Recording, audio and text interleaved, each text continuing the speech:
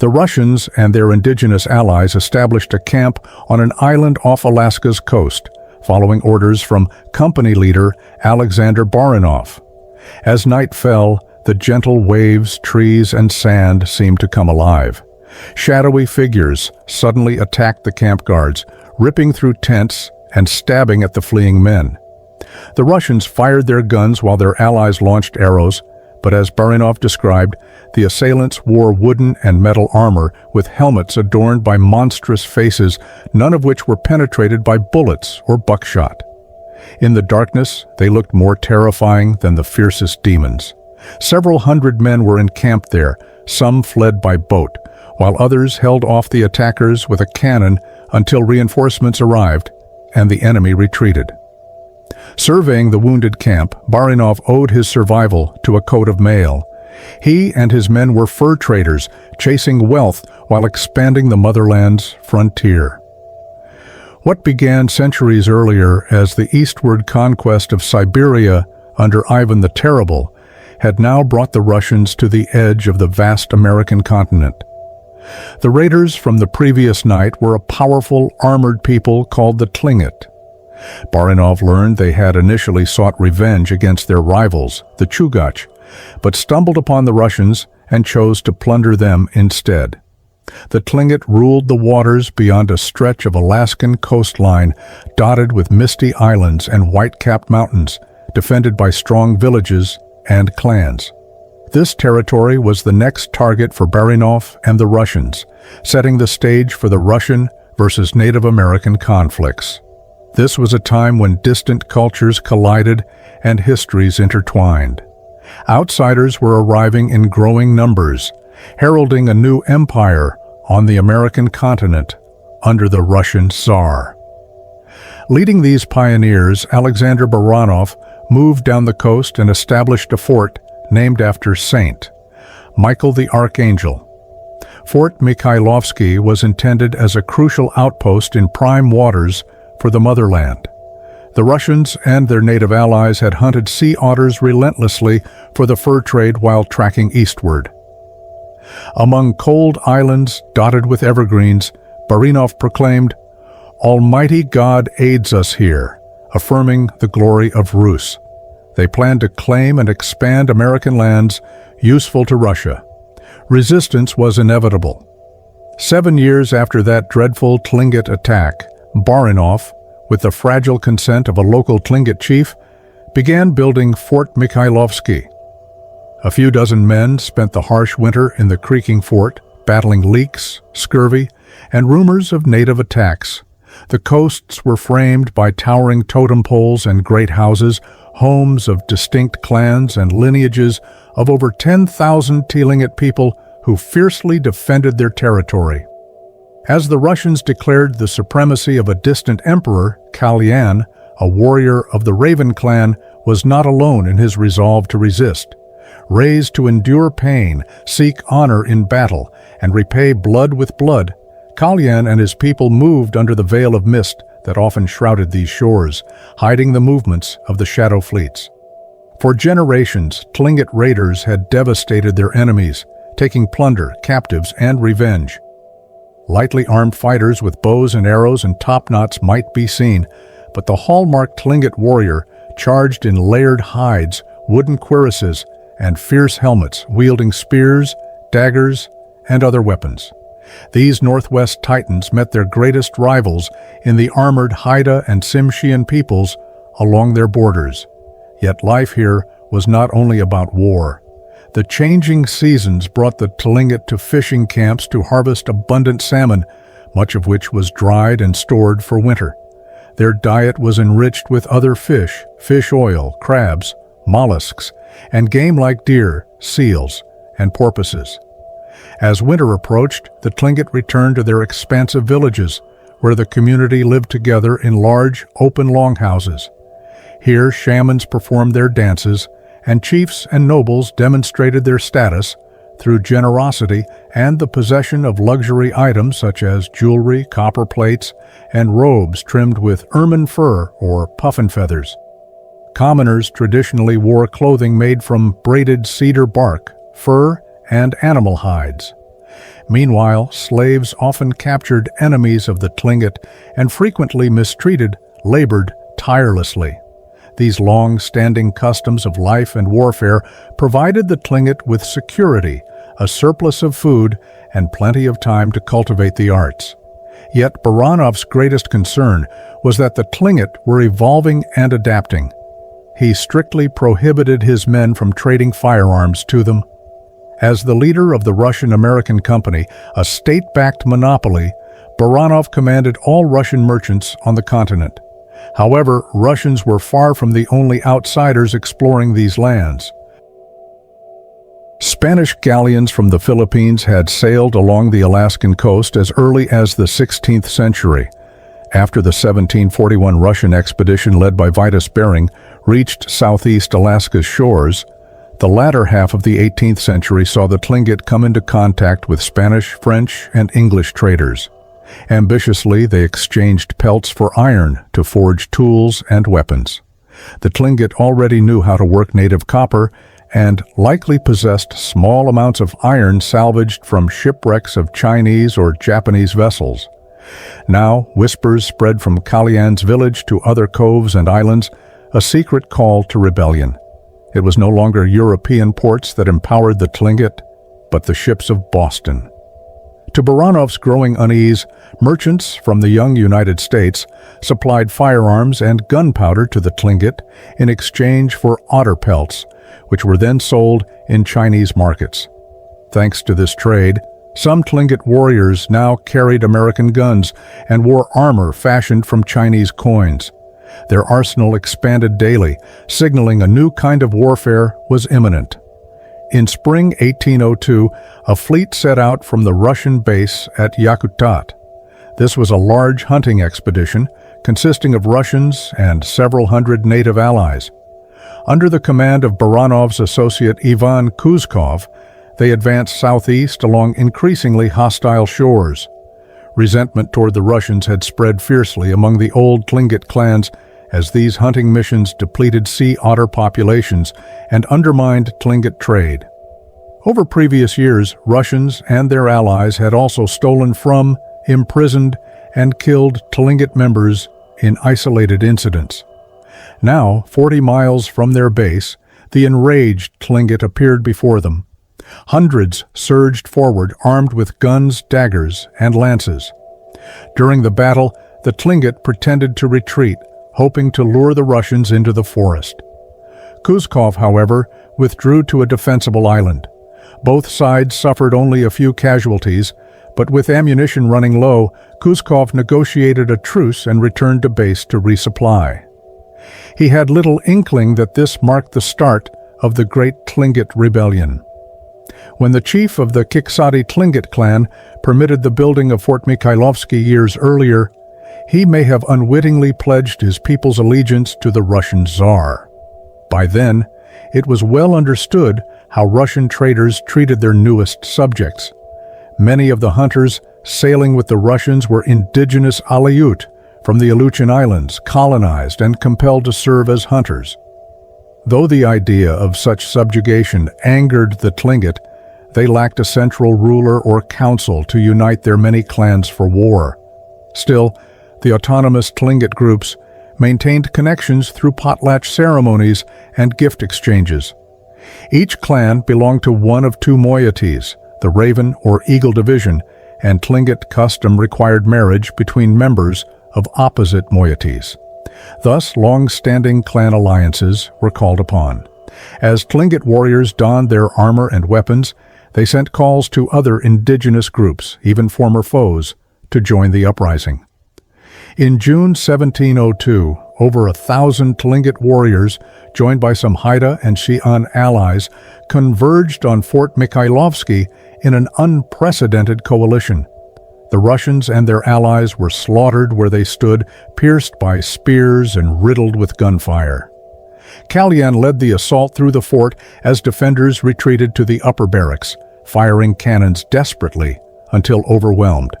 The fallen lay dead, and the fort burned, while victorious Tlingit hauled away captives and plundered furs. The following day, A Russian party returning from a sea lion hunt was also crushed. The rebels had severed the head of the Russian imperial presence in their lands. The gray shores of Sitka Sound, from battlefield to Tlingit homes, fell into a somber stillness. Soon after, a British merchant ship under Captain Henry Barber arrived.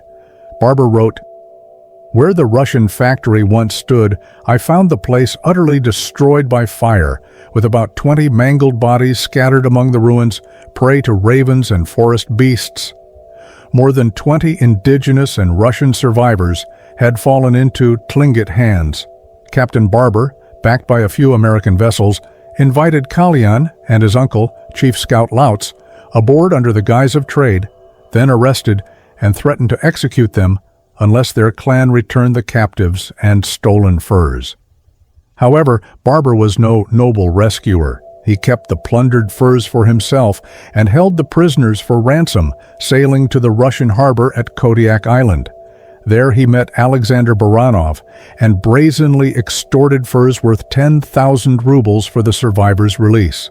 Far from Tlingit lands, Kodiak served as Baranov's headquarters, and he emerged from the rebellion unharmed.